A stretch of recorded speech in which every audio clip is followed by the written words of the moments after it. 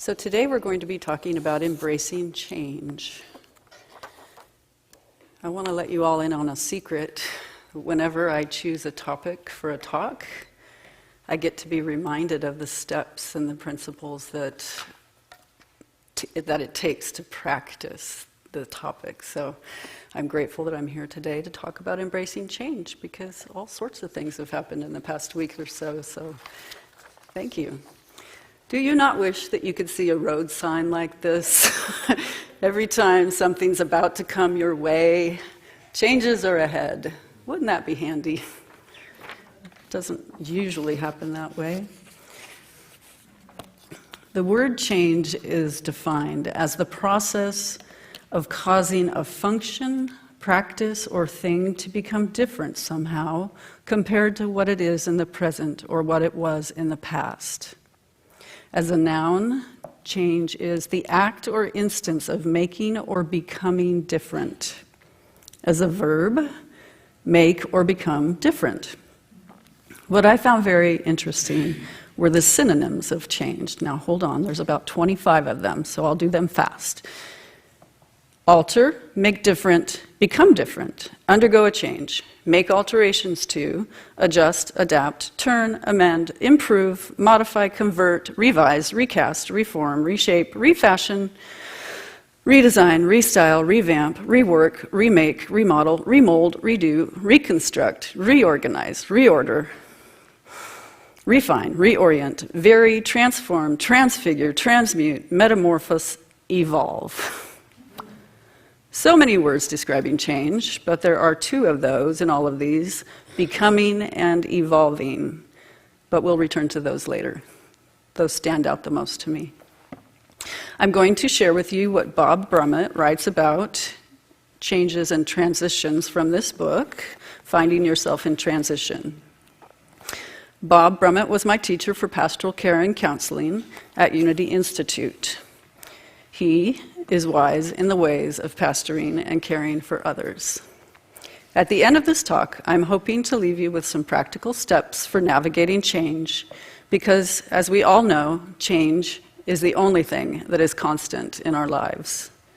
Brummett says, in this present age of uncertainty, perhaps the only certain thing in life is that life will change. Change is an inevitable part of our human experience. One Buddhist teaching I learned from my friend Bhante Sila Wimala, a Buddhist monk that has a temple out here in West Sacramento, is life is uncertain, death is certain. It is chanted repeatedly to remember that life is going to come, this physical life is going to come to an end at some point. So make this life the best life possible through loving kindness and remembering our interconnectedness. The three parts of this book are, part 1, the general nature of change, part 2, individual components of the transition process, and part 3, it looks at the transition from the broader philosophical perspective. This book also has summaries at the end of every chapter, which would be very handy if we were to use it for a class or a book study. ... So first part looks at the general nature of change and the dynamics of the transition process. He says, the greatest of all human fears is the fear of the unknown. And change, especially deep or sudden change, almost always confronts us with the unknown. The deepest of all human needs is the need to find meaning in our experiences. Viktor Frankl maintains that the fundamental human drive in this is this quest for meaning.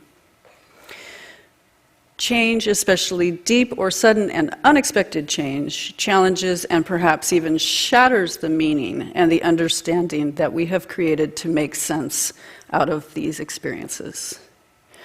Brummett highlights deep or sudden and unexpected change twice here. When we are taken off guard by life, by change, this is the most difficult kind of change. I've seen this numerous times in my work and in my role as a hospital chaplain. Lives are held in the balance, seemingly as if fate is dealing the cards. People are asking, why is this happening? Why would a loving God allow such extreme suffering? That one is one that I just can never answer, you know. We have developed our meanings as roadmaps of reality to guide us through the journey of life.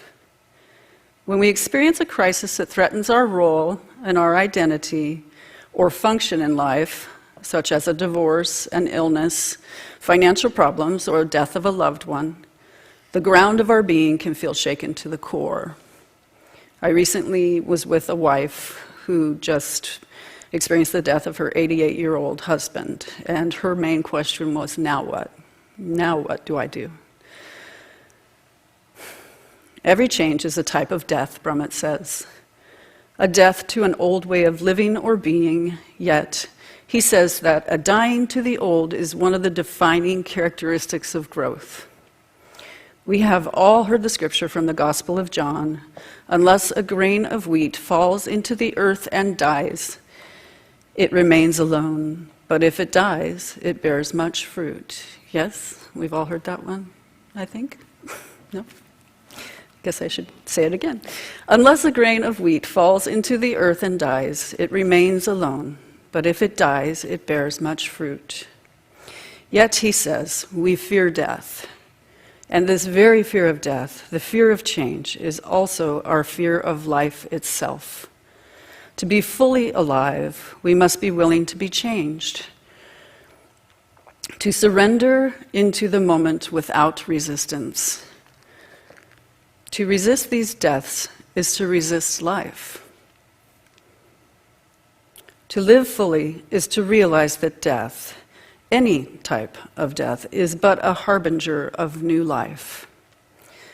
So in the next step, we are going to look at the study of change, of death, and of rebirth into new life. Transition is a process that happens over time. To work with the process, we must trust the divine order within it. To force our personal will upon a natural process is often damaging, as Lowell writes in his poem, I tried and I tried. It's until we let go that beautiful God self shows up. Transition is a process, and to understand its nature and to trust the wisdom within it allow us to use transition as a time for accelerated growth and development and learning. The 3 stages of transition process are endings, the void, and new beginnings. This resembles or parallels a rite of passage, Brummett says. Transition as a rite of passage. Joseph Campbell tells us in his Hero's Journey, the 3 components of a rite of passage are separation, initiation, and return. Each of us going through a transition is a potential hero, for we are leaving our old familiar world to venture into unmapped territory, not knowing what fate befalls us. I can see hospitalization as a rite of passage as well. When one is admitted, there is a separation from home, from family, from schoolmates, from your spiritual community. The initiation component could be how to live with this new diagnosis, the new condition, a loss of autonomy, a loss of control. Surrender to what is present and turning back to the I am in the midst of this. The I am is in the midst of this, right here and right now. Remembering the truth of our being helps us to bring the return component to the new life before us. So part 2 of the book is about the individual components of the transition process. This, Brummett says, also parallels with the Exodus story. When the Hebrew people were making their way to the promised land, there were endings, the void, wandering in the wilderness, and then the promised land. Endings. All things come to an end, which is really a beginning all over again. Yet, one of the byproducts of endings is grief. Loss happens, and if we do not allow ourselves to fully feel the emotions that we are grieving, they will come back. It is cumulative. Grief is cumulative. If it builds up, It's going to come out some way, somehow, sometimes in the form of health issues, physical, mental, emotional health issues. The Exodus story. The Hebrews have been enslaved in Egypt for 400 years. Moses leads their departure from Egypt, where they escape bondage and now they're free in the new promised land of Canaan. You've also heard the story of how they wandered in the wilderness, not knowing what to do without the guidance of Moses, who was up on top of the mountain, getting his instructions from the I Am to bring back to the people. They were complaining, though. They were complaining. They were like, at least we were fed by the Egyptians. But they were also in a completely vulnerable place, having left the old, and were trying to get to the promised land. But instead of turning within to their own I Am, they wandered and squandered what little they had, reverting back to their old ways, melting down gold to build idols to their false god. Another thing is, it is very, very hard to see clearly when you're in the middle of the process of transition. So during transitions, you may be asking yourself, what's it all about? Why is this happening to me? Does it ever end? Suffering seems to go on and on sometimes. I'd like to propose a new form of question to ask yourself when you're in the midst of these kind of transitions. This is, what is in this for me? Why? I can say, why is this happening? But what is in this for me? How can I use this for my own good? It's reported that Charles Fillmore's favorite scripture is Romans 12:2. It is, do not be conformed to this world, but be transformed by the renewing of your minds, so that you may discern what is the will of God, what is good and acceptable and perfect.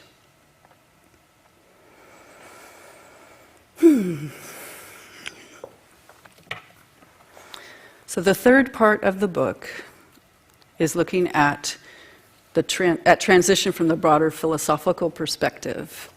And I would like to share a poem that's in the third part of the book. The chapter is called The Plan Unfolds. This poem is by Dorothy Pearson. The sun went down on Tuesday. It was a full day. It dawned with all the fresh innocence of every new day. It unfolded its morning with promise, with plan, with visions, with dreams. A full noon crowned its zenith. Then almost imperceptibly, the shadows began to lengthen. Not unpleasant, but welcome was the shade of the afternoon. The plan had been revealed, the vision cleared, the dream became retrospect. The sky began to spread the news that the day was done. The sun went down Tuesday. Wednesday dawned with its own promise. O God of all the days complete, help me to understand the beginnings and the ends, so that I may let go of the past, and in doing so, go renewed and free into the new day you plan for me.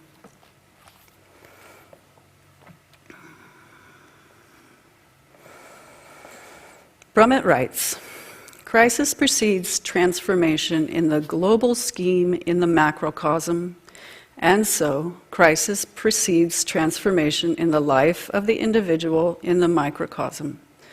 Crisis itself, however, does not automatically produce transformation. The crucial factor lies in the way we handle our crisis, our attitude towards it. To be transformational, a crisis must be attended with an open-minded watchfulness. What is in this for me? Through mindful self-observation, we can avoid this evolutionary dead end and make choices based on our inner wisdom operating in the present moment. New and creative choices that lead to growth and transformation. Easy, simple, but not easy. Each crisis can be a turning point that leads to the death of an old way of being and to the birth of a new life. Out of fear and ignorance, we often resist our endings, our deaths. Wisdom and faith allow us to see beyond the appearance of the tragedy to the new life beyond. We then begin to see each ending, each death, not as a tragedy, but as a prelude to transformation, becoming and evolving. Returning to those two words again.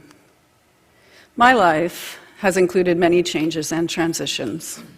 I've had many moves, including from Oregon to Detroit, to Oregon to Hawaii, to Unity Village, to Hawaii, to California. I've had many occupations, including bartender, waitress, hairstylist, decorative painter, color consultant, co-owner of a painting business, and more, before entering the ministerial path and understanding my call as a licensed Unity teacher and a board-certified hospital chaplain and educator. During my experience of becoming a licensed teacher, I had to have a psychological interview where the psychologist asked me, how did I find Unity? As I recalled my story to her, I finally said, Unity found me. How Unity found me was, during my first marriage, my husband was a student of Jack Boland, who was the minister at the church in Detroit. So we went on a pilgrimage. We decided to move to Detroit, and at that church, I had a spiritual awakening. And in learning the principles and putting them into practice, and I began studying for the spiritual education and enrichment courses, I learned that through practicing the principles, this brought about inner and outer transformation. I feared, and I felt dread if I stayed in this relationship. And so after 18 years, I knew I had to take action to end the relationship. And it was no longer serving me, and I needed to take action. So, talking about separation, I decided to go to Tennessee for my best friend's wedding. She wanted me to do her hair. So I went to make her look beautiful for her wedding. And in that happiness and joy for her, this is her first marriage, I was ending my first marriage, and I felt such deep sadness in the moment. So it was this real mix of feelings. But that was the separation, as he described, as a part of transformation. That was a part of my rite of passage from one stage of my life to the next. What happened was I rode the Marin Airporter from San Rafael to SFO, and if any of you have taken that route before, it goes right by the Unity Church on Ocean Avenue, that cute little yellow Unity Church. And there was music playing on the bus, which was Michael Jackson's I'll Be There. And as soon as he got to the part where he says, just look over your shoulder, baby, I looked over my shoulder, and that was the church. I saw the church. So I knew I was leaving, but I felt in that moment through the emotional connection and the spiritual connection, I knew I was going to be okay. I knew this change was what I needed to do.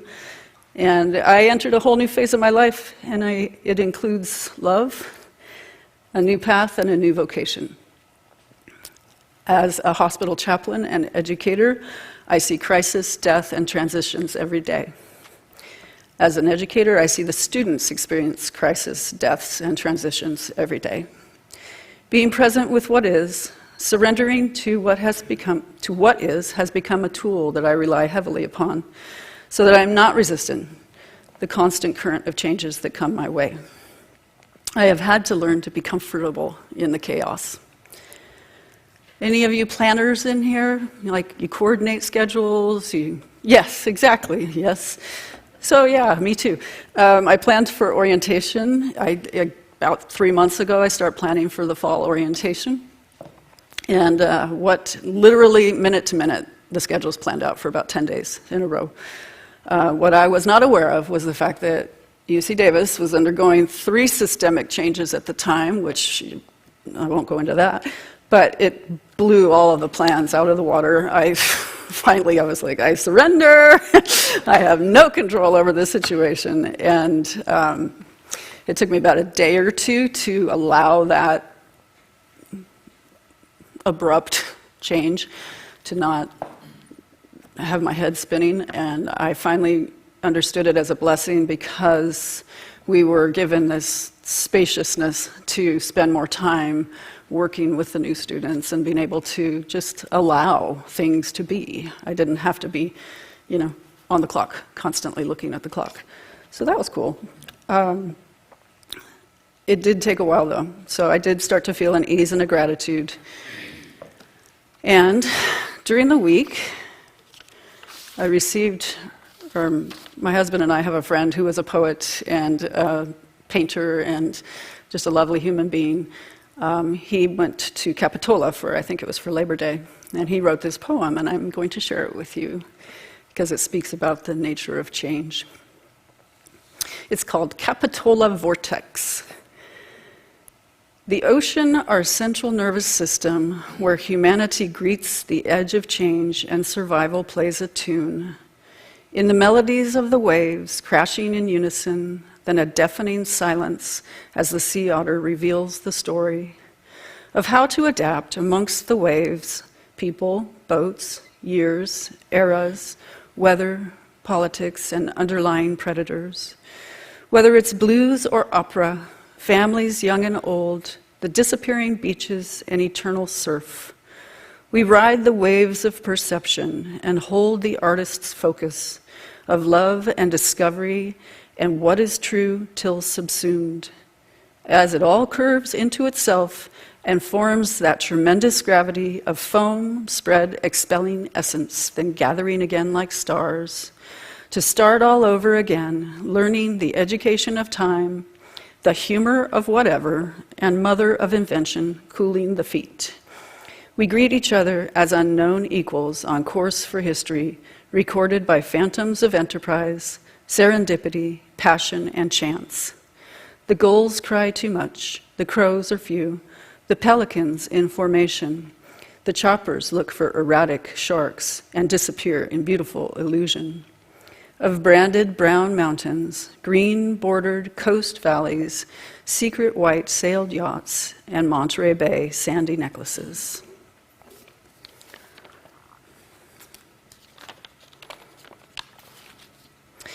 So, instead of being a victim to life's circumstance, we move to victor, verity, and finally veritas, to know the truth of who I am and whose I am. The I am in me guides my way. And that also reminds me of the prayer of faith. October 13th, I'm going to be leading a class called Ease in Transitions. This class will be an opportunity for us to get support and empowerment about making difficult decisions and having difficult discussions regarding end-of-life issues. We're going to use the 5 wishes template as a method of proactively writing down what your wishes are for yourselves so that your loved ones will know in advance how you wish to be treated if you become hospitalized and can't speak for yourself. Recently, I was with the wife of a husband who wasn't going to survive, and she had to give the okay for the medical team to withdraw care. I heard her ask her daughter, after she already went ahead and said, yes, let's let him transition. I heard her ask her daughter if she had killed her husband. I told her that she did the most merciful and loving thing she could have done by letting him go. Hearing this gave her comfort.